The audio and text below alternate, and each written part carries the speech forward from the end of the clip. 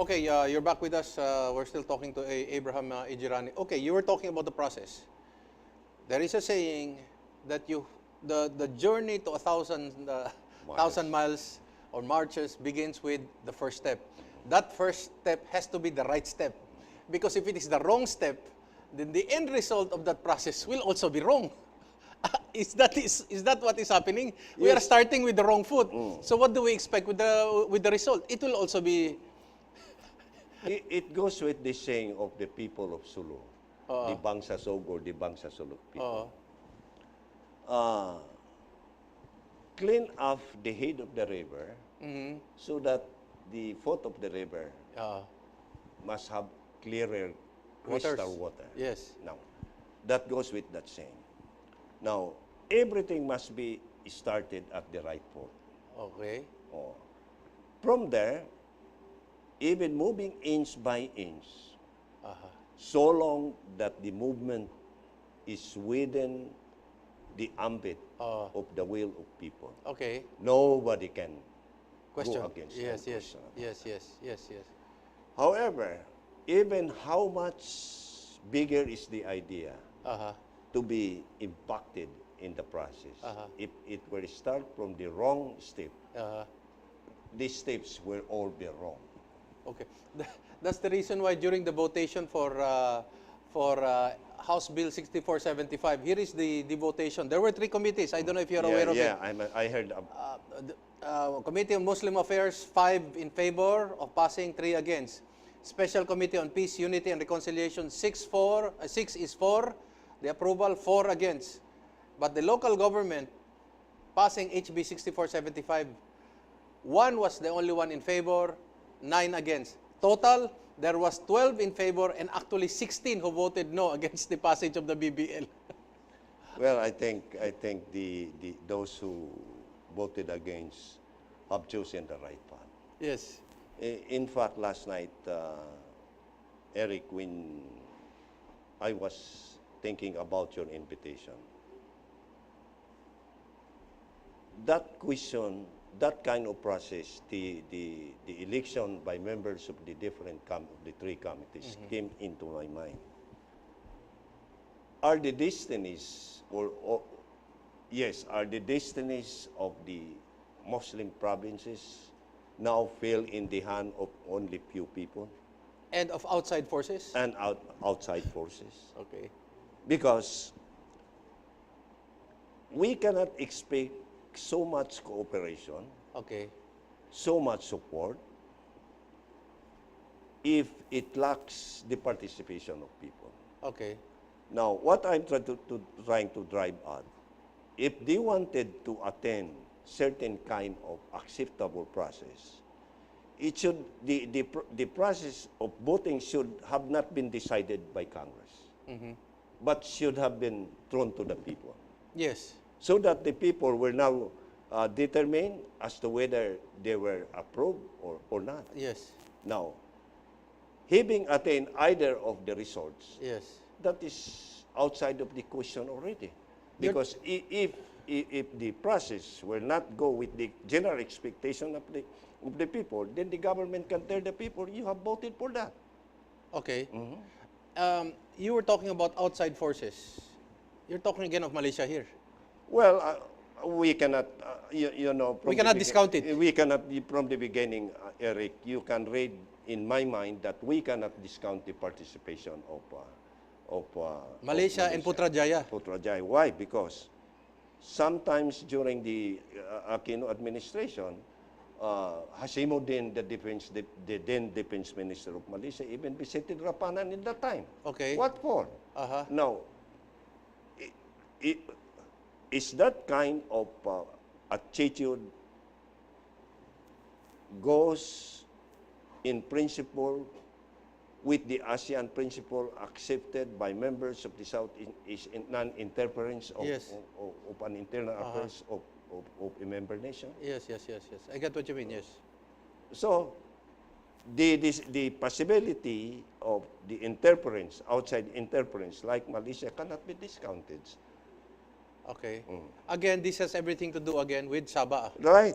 And that's why I don't know why they are so bent, the Imailip are so bent in changing the name of Solosi to, to Bangsamoro. Bangsamoro Water. Now, I think our policymakers, our legislative body, must consider that Solosi does not only have historical basis as far as the Sabah issue is concerned, Yes. but even has legal impact on that. Now, to us, even without invoking, for instance, the United Nations Convention Law of the Sea, Yes. which in a certain nation can exercise 200 nautical miles to claiming a certain Yes, yes. portion of territory. Yes. But even with this Solosi alone, Yes. of which it reaches the shoreline of North Borneo, Yes. can now justify not the claim, but the repossession of Sabah by the Philippine government. Well, part of the BBL thrust is the ancestral domain, respecting the ancestral domain.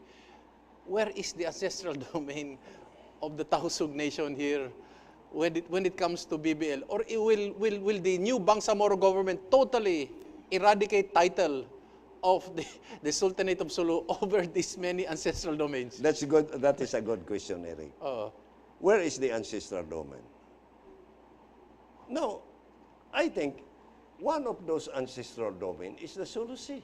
Yes. But here comes the idea, the serious consideration of the MILIF members to really change Sulu Sea into Bangsamoro water. Now, Bangsamoro became only popular in 1968 after the creation of the MNLIF at Pangkor Island. Palau Pangkor. Yeah, Pulau Pangkor. Yes.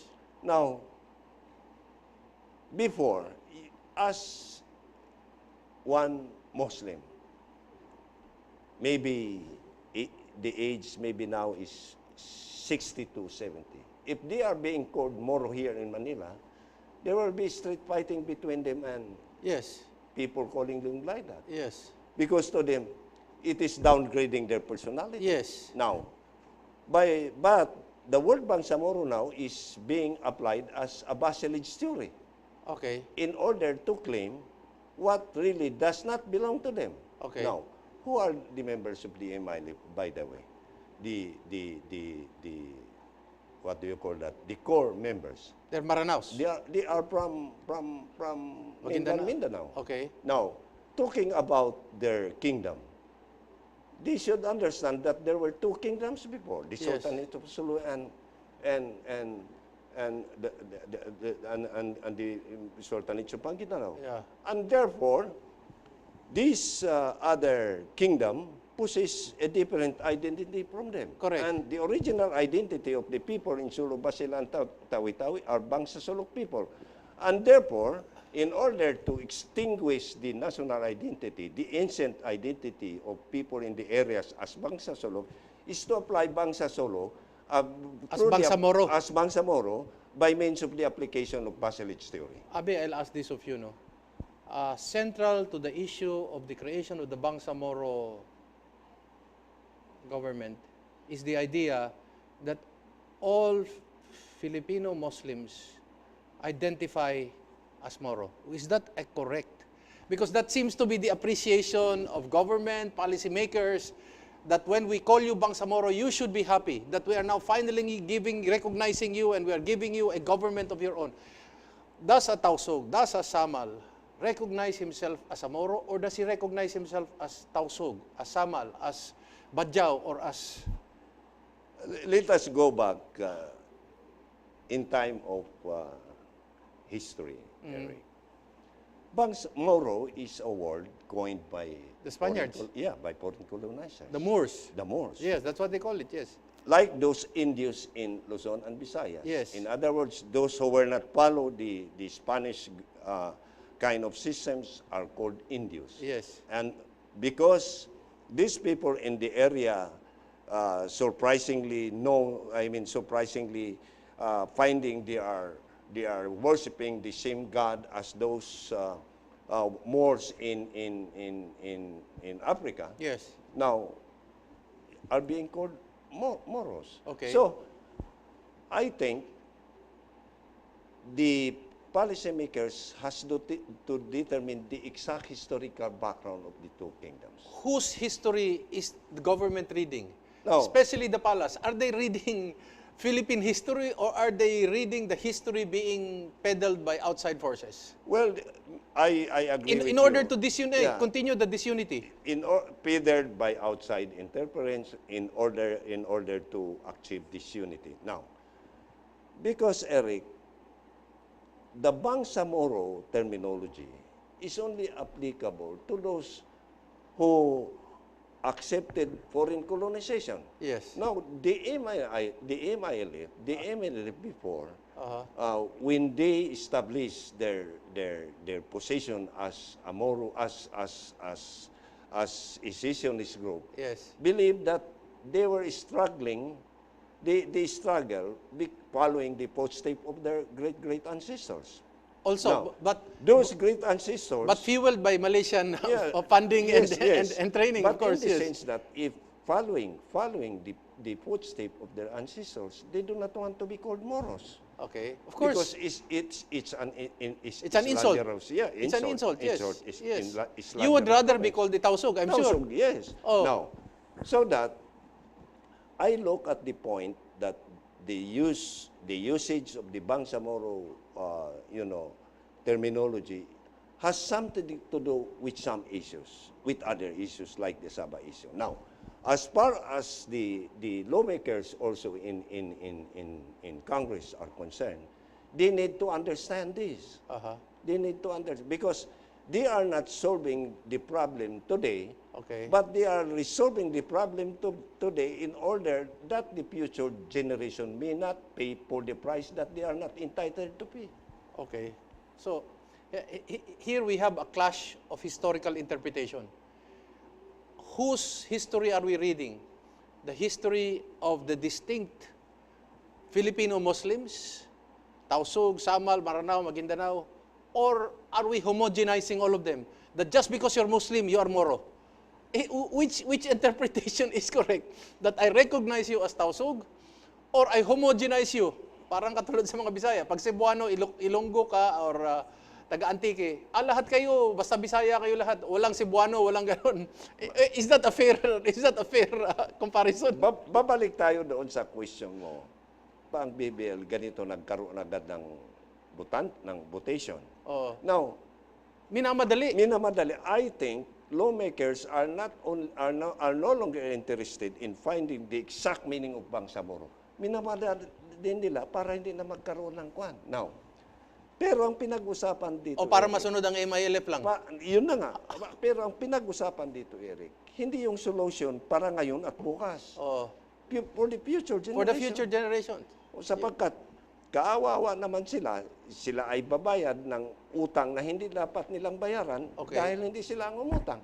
Okay. Now, the functions and the mission of our lawmakers, including us in the areas, ay yung solution that is for the betterment of the people in the future as well as so that their well-being will no longer be affected by any circumstances. We're going to pause for a few reminders, but again, we go back to the same point.